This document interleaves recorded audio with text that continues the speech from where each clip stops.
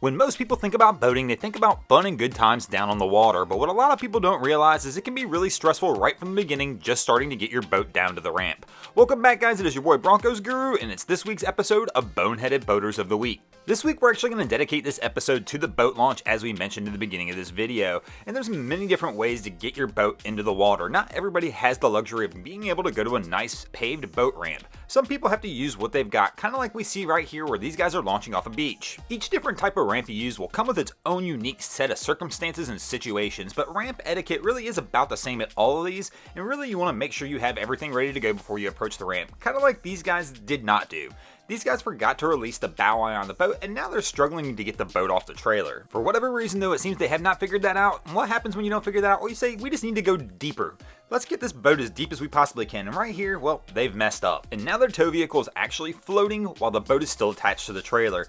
These straps should all be checked when you do your final drain plug check. That's right, as you're doing your final approach around the boat, check your drain plug and make sure all the straps are released so you don't wind up like these guys out on the water. Even though, as we can see from these clips, launching a boat can be stressful, retrieving it can be even more stressful. All of a sudden we've got winds, currents, and other things we have to deal with as we try and reload this boat back onto the trailer. Things don't always want to seem to go right when we're doing this, and it's a lot more difficult than it appears, especially when you throw in all the other factors that are going on. Also, it's a stressful situation and you've got other people watching you. That can add to the stress as well. And when you wind up in high stress situations, a lot of times what'll happen is you'll start to panic if things start to go wrong, you'll overreact, and things can get out of hand really quickly. It's always important to remember down at the boat ramp to stay calm, watch your approach, and take it slow and easy. If you don't like the way things are going, back out of there and try again. Of course, some people have figured out the boat ramp's just not for them, and we're gonna let other people launch our boat for us, or sometimes we've got a boat that just really isn't trailerable, kind of like we see in this situation. But you know what? This isn't always a good one either. Even the professionals mess up sometimes down at the boat launch, so this doesn't even always make it the best choice when you're trying to get your boat into the water. But you know what? Sometimes this will still relieve the stress from you,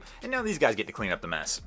Yo, he just took off, and the boat's off the trailer, dude. Oh my gosh. In the same situation as when you're launching your boat and you do a final check to make sure all your straps are released and the drain plug's in, before you start trying to pull that boat out, you need to double and triple check that you've got your bow eye hooked in, or you could wind up like this gentleman here. And whatever you do, if you've got people like this helping you, it is not their fault, it is your responsibility as a captain. Everybody's boat launching procedure is going to be just a little bit different. You're going to find that one that works for you. Kind of like these guys right here have found a boat launch that kind of works for them, maybe.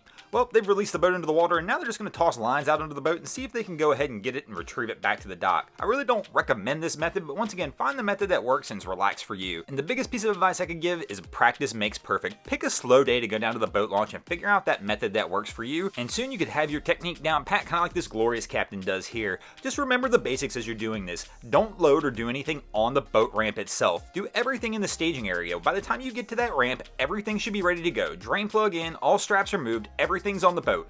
Nothing is more annoying as a boater when we get down to the ramp and we watch somebody back their trailer down and they spend 15 minutes on the ramp getting everything else ready. Thanks for watching, guys. I hope you enjoyed this week's episode of Boneheaded Boaters of the Week. If you ever see anything crazy or funny happening out on your waterways, be sure to hit me up on Facebook or Instagram and let me know over there, and you might see your videos over here. Kind of like John Welsh, Cooper Casillas, Scotty Davis, Tanner Winchester, and Jim Ellingham did this week. And if you haven't already, check out our new Facebook group, the Drain Plug Mafia, and also check out our Drain Plug Mafia stickers over on eBay. Just go to eBay, search Drain Plug Mafia, and you'll find them there. Thanks for watching, guys. If you haven't already, drop an anchor on that subscribe button. If not, we're coming to steal your drain plug.